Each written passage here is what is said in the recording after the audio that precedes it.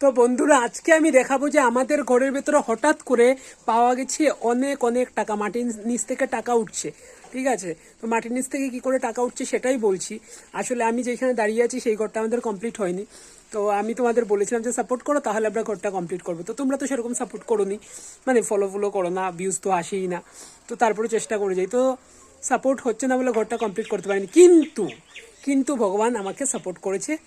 আমার গলার বিশাল খারাপ অবস্থা, সেটাও কেন বলবো। তো তার আগে আমি দেখাতে চাই যে ঘরের ভেতর দিয়ে কি করে, মানে ভগবান আমাদের সাপোর্ট করলো আর ঘরের ভেতর দিয়ে কি করে টাকা আসছে। তো সবাই বলেছে ছোটবেলা থেকে এরকম হলে নাকি ঘরের ভেতর দিয়ে টাকা বেরোয়।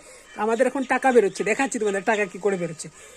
এই দেখো, এই দেখো, এই দেখো, দেখো দেখো দেখো, ইয়াহু, এই দেখো উড়ে উড়ে চলে যাচ্ছে। এই যে এই যে এই যে পুরো ঘর জুড়ে টাকা বেরিয়ে এসছে। এই দেখো, এই দেখো, এই দেখো, এই দেখো কত টাকা বেরোচ্ছে এখানে।